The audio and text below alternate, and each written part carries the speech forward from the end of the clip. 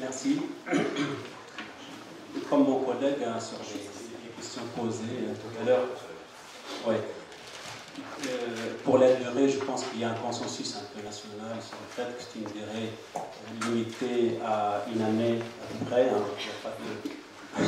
Bon, donc, en tout cas, à niveau d'Ava, donc c'est une durée pour une année, et que les gouvernements et la présidence, c'est des instances qui doivent être à nouveau désignées ou réélues pour cette période transitoire. Donc le temps que la constituante élabore la nouvelle constitution et que faire donc avancer les affaires du pays.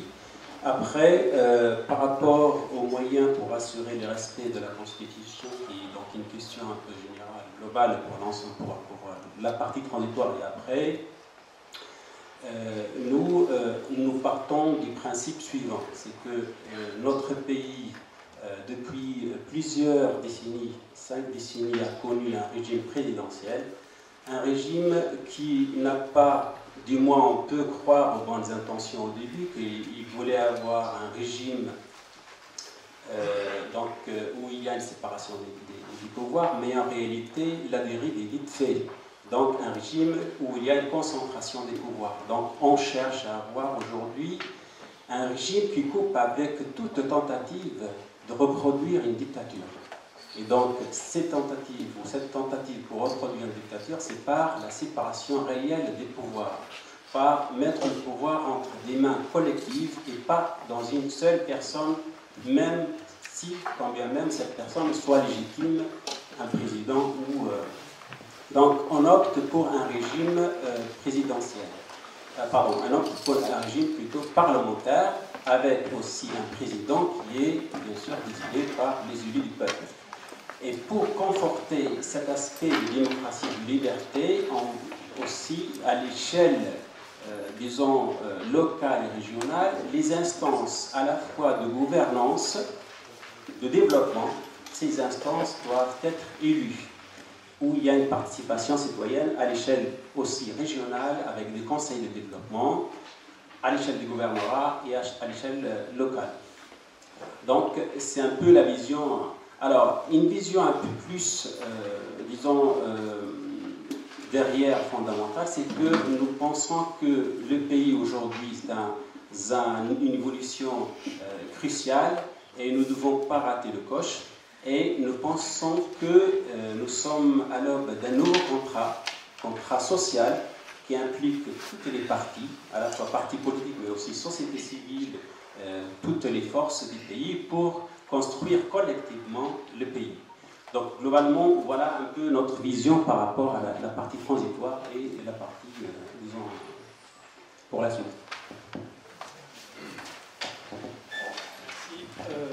Bon, je vais peut-être passer très rapidement sur les points communs. Je pense que tout le monde rêve, du moins sur papier, de séparation des pouvoirs, d'un régime parlementaire mixte avec un président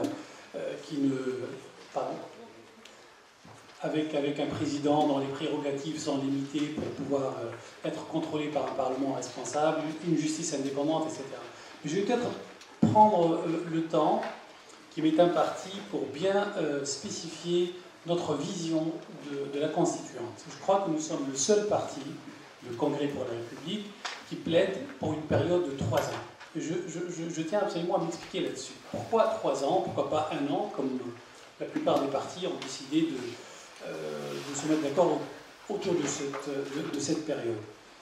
Nous pensons que la Tunisie aujourd'hui ne peut plus souffrir une énième période de transition avec une attente, fût-elle de 12 mois, sachant que l'attente du peuple elle est énorme, au niveau social, au niveau économique, au niveau des investisseurs étrangers, au niveau des investisseurs locaux tunisiens. Tout ce monde-là est en attente d'une réponse immédiate et concrète à leurs demandes. Par conséquent, engager la Tunisie, encore une fois, pendant une période de 12 mois, à attendre ce que va donner une constituante et éventuellement préparer des élections par la suite, nous semble extrêmement néfaste, à plus d'un titre. Tout d'abord, nous pensons que le passage d'une période de transition à une période réalisation, de concrétisation des objectifs est une nécessité absolue dès lors que le peuple tunisien aujourd'hui souffre de 700 000 chômeurs. Ces 700 000 chômeurs, si on doit rester encore une fois 12 mois à attendre, avec toutes les perspectives politiques derrière, à savoir que les partis politiques qui seront ou qui constitueront le gouvernement de la Tunisie nouvelle. Les partis politiques vont, au bout de 6 mois, s'engager dans une perspective à réfléchir sur leur campagne électorale à venir, à penser à des intérêts partisans.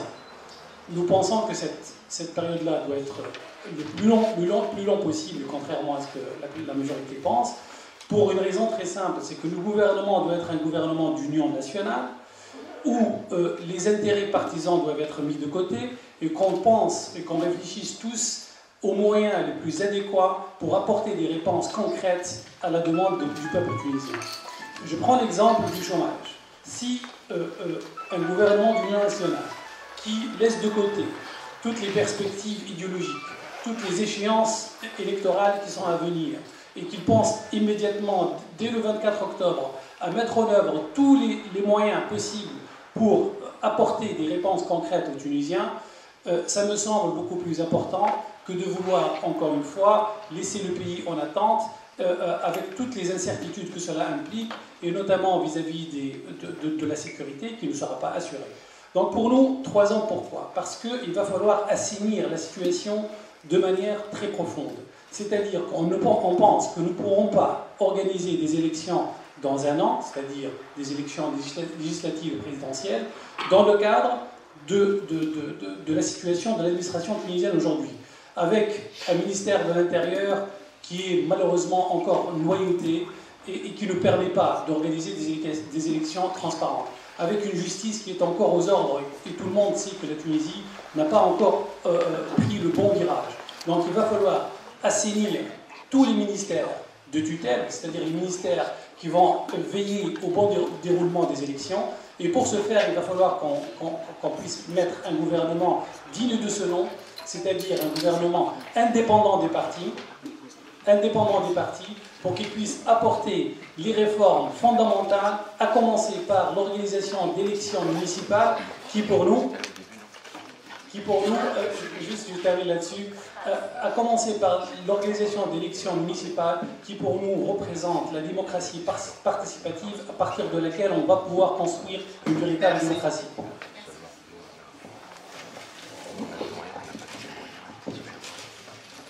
Donc pour Affaires Tunis, nous avons pleinement adhéré à la Convention pour limiter la durée de l'Assemblée constituante à un maximum d'1 année. Nous pensons que la période de l'Assemblée constituante est une période transitoire qui ne doit pas durer très longtemps. De plus, c'est une période où il n'y a pas de constitution, il n'y a pas de contre-pouvoir, il n'y a rien pour contrôler, il n'y a rien pour, je dirais, s'assurer qu'il n'y a pas de dérive. Et donc, nous pensons que c'est une période qui doit être la plus courte possible, de manière à organiser des élections et partir sur un régime permanent.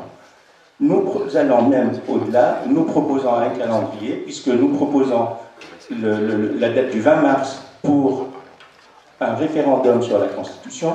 Nous proposons de remettre la Constitution, la soumettre à un référendum pour lui donner une force populaire, pour que le peuple tunisien y adhère et la valide par un référendum. Nous proposons les dates du 20 mai et du 4 juin pour des élections législatives et présidentielles, et nous proposons la date du 23 septembre pour des élections municipales. Donc voilà, très rapidement, nous pensons que l'Assemblée constituante le programme de l'Assemblée constituante durant les premiers jours va consister à élire un président de la République et nommer un gouvernement d'union nationale. Il faudra aussi mettre en place un règlement intérieur qui va régir les relations entre les différents pouvoirs pendant cette période transitoire, de manière à avoir une sorte de mini-constitution pour régler le fonctionnement des différentes institutions, les relations entre le président et le Parlement, les relations entre le président et le gouvernement, quelles sont les relations entre donc, cette assemblée constituante et le gouvernement. L'Assemblée doit aussi, dès les premiers jours, constituer les commissions. Bien sûr, la première commission constituée par des experts en droit constitutionnel pour travailler très rapidement sur le projet de constitution, mais aussi les différentes commissions parlementaires pour les finances, pour la justice, pour toutes ces choses-là.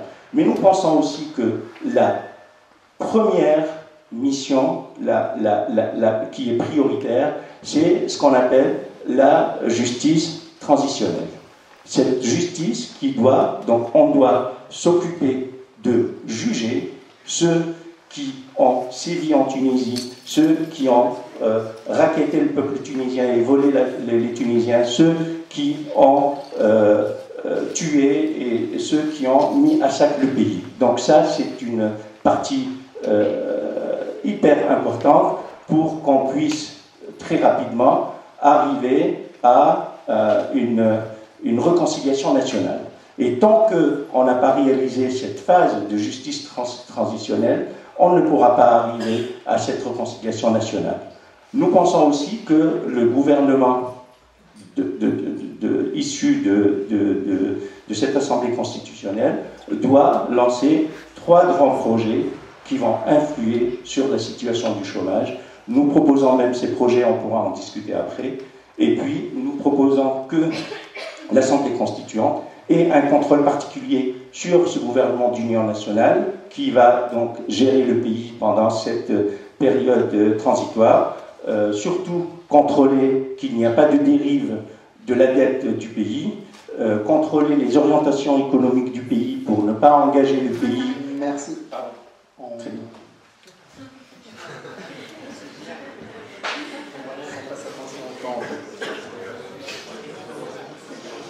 Donc au PDP, nous aussi, on a signé la feuille de route. Au PDP, nous aussi, on a signé la feuille de route proposée par M. Ayad Ben Achour. Et pour les mêmes raisons expliquées par mon collègue, nous sommes pour une durée maximale d'1 an pour la constituante. Donc la première chose à faire, c'est de constituer un gouvernement d'union nationale, un gouvernement légitime, et ceci afin de commencer les mesures d'urgence pour les régions sinistrées de la Tunisie et pour débuter les grandes actions économiques. Donc pour nous, au sein du PDP, nous militons fortement pour une constitution démocratique et respectueuse de tous les droits et de toutes les libertés. Nous défendons une constitution qui défend une démocratie modérée et apaisée, une démocratie qui défend les plus faibles, et une démocratie qui défend toutes les régions, une démocratie qui va chercher un équilibre, et surtout une démocratie décentralisée. Donc on va élaborer un texte supraconstitutionnel, qui défendra toutes les libertés et tous les droits. Ce texte, il doit être plus fort que la Constitution afin de défendre les règlements arbitraires qui visent les libertés des individus, les libertés des citoyens tunisiens. En deuxième lieu, on va défendre une démocratie pluraliste fondée sur le principe de séparation du pouvoir. Presque au PDP, nous sommes les seuls à défendre un régime présidentiel. Contrairement à ce qui a été dit, durant 55 ans, la Tunisie a connu un régime présidentialiste et non pas un régime présidentiel. Donc nous, on va défendre un régime présidentiel. Nous voulons que le peuple lui-même élise son président, le premier responsable, contrairement à d'autres partis qui disent que les élus, par des jeux politiques, les élus élisent le président. Nous, on veut que le président soit élu par le peuple. Ensuite, on veut un parlement à 2 chambres. On a la Chambre des députés et on a le Sénat. Tous les deux, ils sont élus par le peuple, la Chambre des députés pour 5 ans et le Sénat pour 6 ans. Le Sénat, il a pour objectif primordial est de représenter toutes les régions à part égale, et ceci pour veiller à ce qu'il n'y ait plus d'écrasement de certaines régions. Et nous proposons aussi au sein du Sénat que les Tunisiens à l'étranger soient représentés comme le 25e gouvernorat. Donc un gouvernorat pour les Tunisiens à l'étranger comme Tunis, Bizet au SPAX. Et aussi nous insistons sur le régime présidentiel, car le régime parlementaire, lui aussi, il connaît des dérives. Je donne l'exemple de la Grande-Bretagne où le Premier ministre Tony Blair a été élu par le Parlement. Il a mené une guerre contre l'Irak alors que 3 millions d'Anglais sont descendus dans la rue, soi-disant le régime parlementaire il est le plus démocratique. Non, c'est Tony Blair, l'une des démocraties les plus vieilles au monde. 3 millions d'Anglais étant dans la rue et Tony Blair élu démocratiquement avec un Parlement élu démocratiquement, et il est allé contre le peuple anglais. Donc pour nous, le régime parlementaire n'est pas une garde. Je crois qu'il faut recentrer le débat sur la constituante. Qu'est-ce que c'est une constitution? Concernant la durée, votre question, moi je vous la voudrais par une boutade, qu'elle soit bonne et courte. 1 an a-t-on signé, pourquoi pas, mais je suis persuadé que le débat autour de combien de mois, il y aura toujours quelqu'un dans la salle, et pourquoi pas 18 mois, et pourquoi pas 22. Je crois que ça c'est de la cuisine qui ne m'intéresse pas. Au fond, c'est quoi une constitution? C'est une norme juridique nécessaire à tout pays, à toute structure étatique. Il y a une norme juridique supranationale qui va défendre les intérêts du citoyen. C'est ça la constitution. Nous sommes engagés actuellement pour bâtir une nouvelle constitution tunisienne. N'oublions pas qu'on n'est pas seul dans le monde. Il y a eu d'autres évolutions. Il y a eu d'autres pays qui ont constitué des constituantes depuis des décennies et des siècles. Je vous rappelle simplement, pour mes concitoyens, que la première constitution bien écrite a été faite par Carthage. Carthage unique. Donc c'est la Tunisie. Et il y a eu un parlement qui équilibrait les pouvoirs entre la monarchie, l'aristocratie et le peuple. Donc on n'a rien inventé. Et dire qu'il faut du temps, ce n'est pas vrai. Le lendemain de la Deuxième Guerre mondiale, la France, par le Conseil national révolutionnaire, a mis en place toutes les lois qui protégeaient le concitoyen et qui mettaient la France vers la modernité. Donc attendre quoi? Attendre quoi?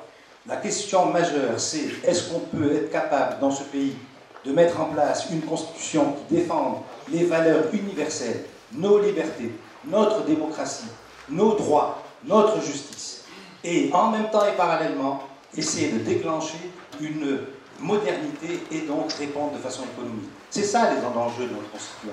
C'est une norme juridique, ce n'est pas une cuisine, c'est quelque chose d'au-delà d'une simple cuisine. C'est l'élément majeur. N'oubliez pas même que la Tunisie, en 1956, cette constituante est restée 3 ans. Ça n'a pas empêché Bourguiba de mettre en place le code du statut national pour les femmes, alors même qu'il n'y avait pas encore la nouvelle constitution de 59. Donc la constitution, c'est notre tronc. C'est l'élément pour lequel nous nous battons. Nous n'allons pas dire qu'est-ce que vous allez faire, parlementaire, présidentiel. Oui, on peut rentrer dans le détail. L'essentiel, c'est que l'État tienne. C'est ça qu'il faut. La France a eu la 3e, la 2e, 4e République. C'est notre référence, on est ici en France. Qu'est-ce qui s'est passé? Aucun gouvernement n'a pu tenir le coup à cause d'une mauvaise constitution et à cause d'un régime parlementaire qui était véritablement une catastrophe. Et on est arrivé, bien entendu, en 1957 avec l'élection de Charles de Gaulle, qui, lui, a changé cette constitution. Donc, attention, la constitution, c'est notre sève qui va déterminer le venir de la Tunisie pendant au moins un demi-siècle. On l'a vu pour celle de la constitution de 1959. Donc, c'est là où il va y avoir les rouages les plus essentiels. Là, nos libertés vont être défendues à ce moment-là. Nos droits vont être défendus en ce moment. Donc, c'est là qu'il faut se battre et s'engager pour longtemps. Donc, voilà la Constitution, c'est comment on va défendre nos libertés et quel est le système politique qui nous permet de le faire.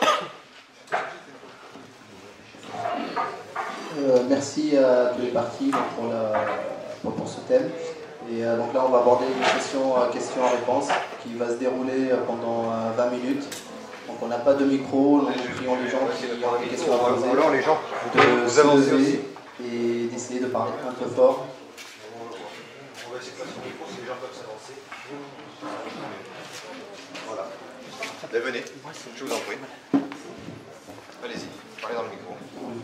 Bonjour à vous tous. Je me suis permis d'intervenir dès le début. J'arrive de Lyon. Nous présentons également une liste qui s'appelle Allons de l'avant. Nous avons eu écho de cette manifestation d'aujourd'hui. Je vous en prie. On vous demande de poser une question.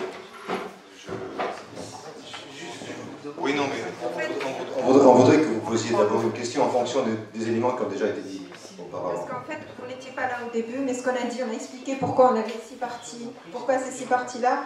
Maintenant, ce que j'ai proposé, s'il y a des têtes de liste indépendantes ou des représentants qui viennent nous voir après, on essaiera d'organiser un autre débat avant les élections. Maintenant, on va se concentrer sur les questions. Voilà, sur les questions. Elle est là, si vous permettez qu'elle... On reviendra vers vous après. Bonjour, je me présente, donc je suis Yanis Rakmi, je suis ingénieur ici à Toulouse. Je vis en France depuis bientôt une dizaine d'années. Alors, je vous ai un peu tous écoutés. Forcément, vous proposez toujours la meilleure solution.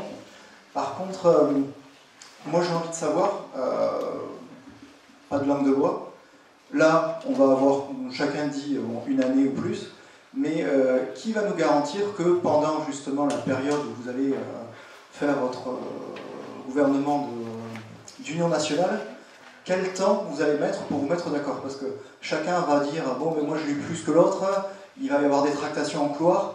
Quelle sera la période nécessaire pour constituer ce gouvernement d'union nationale? Parce que ça peut durer 1 an au final. Voilà, merci. Puisque, encore une fois, la plupart des personnes présentes ici sont pour la précipitation, c'est-à-dire il va falloir écrire une constitution très rapidement.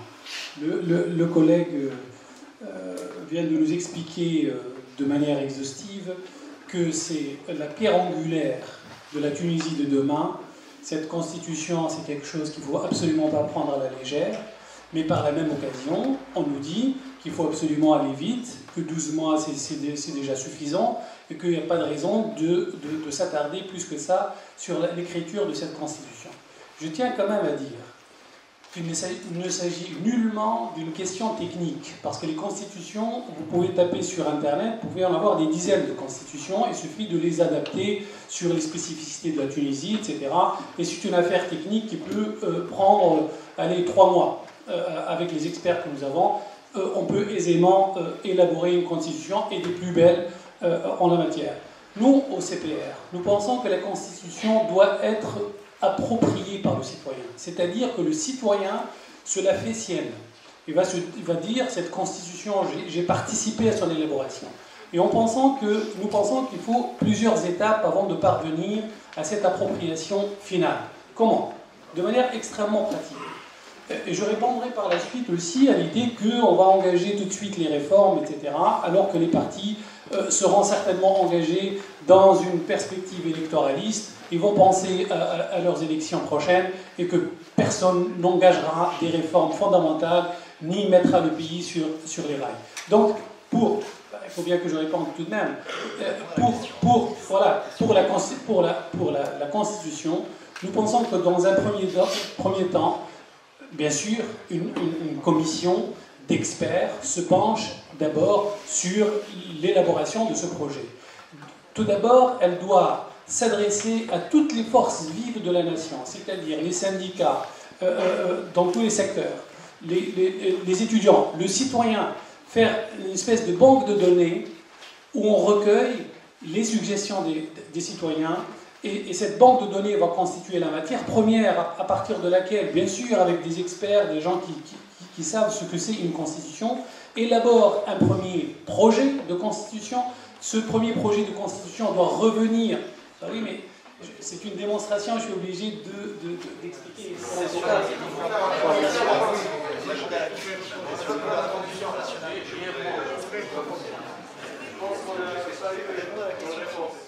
Je vais spécifier quelque chose.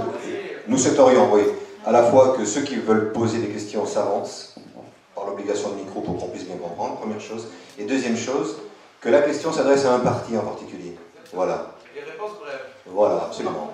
Donc c'est bien de s'adresser à un parti sur lequel la personne qui va poser la question aura été sensibilisée, d'accord? Il peut y avoir des questions en s'adressant à tous les partis. Bien entendu, il peut y avoir une question générale, mais si vous posez une question et qu'il y a les 6 partis qui répondent, c'est un peu plus difficile dans le temps qui nous est imparti, à savoir que nous sommes là jusqu'à 18h. Voilà. Donc une question à un parti si possible. Monsieur. Après vous, je vous passe un truc. Je pense que c'est une question plus que légitime. Et je pense qu'on doit être clair et responsable par rapport à ça. Effectivement, si le lendemain du 23 octobre, il faudra 4-5 mois pour former un gouvernement, c'est l'unique façon de dégoûter les Tunisiens de la révolution, et c'est voire l'unique façon de les dégoûter de la démocratie. Donc effectivement, il faut aller très vite. Nous, à Takat, on nous le reproche, mais à partir du 22 septembre, à la conférence de presse qui a été menée le 22 septembre, on a dit qu'on va prendre nos responsabilités et qu'on va aller discuter avant les élections avec les autres partis, en particulier signataires de la feuille de route, pour qu'on puisse dire en une semaine, en 10 jours, en peut-être 2 semaines, on soit en capacité de former un gouvernement, et je suis content de savoir que certains sont aussi pour un gouvernement d'union nationale. Je voudrais répondre à sa question, pardon. Allez-y, allez-y. Je trouve franchement que votre question est très intéressante et n'est pas simplement technique, elle est fondamentale. On va élire une assemblée qui nous représente, donc elle a une légalité juridique, une légitimité, qu'on aurait dit, et que ce qu'on aurait pu entendre, s'il y a eu une élection présidentielle avec un gouvernement de pouvoir qui mettrait en place une constitution, à son image. Donc la démarche tunisienne est une vraie démarche démocratique, et en toute liberté. Quand il y aura cette assemblée constituée, il va y avoir de cette assemblée et des députés qui sont en place la constitution d'un gouvernement d'unité nationale, de coalition. Il va y avoir 2 niveaux. Il va y avoir les affaires courantes, et en même temps que cette assemblée va se baser sur un élément fondamental, la structuration juridique de notre constitution. Donc rien n'empêche. Bien.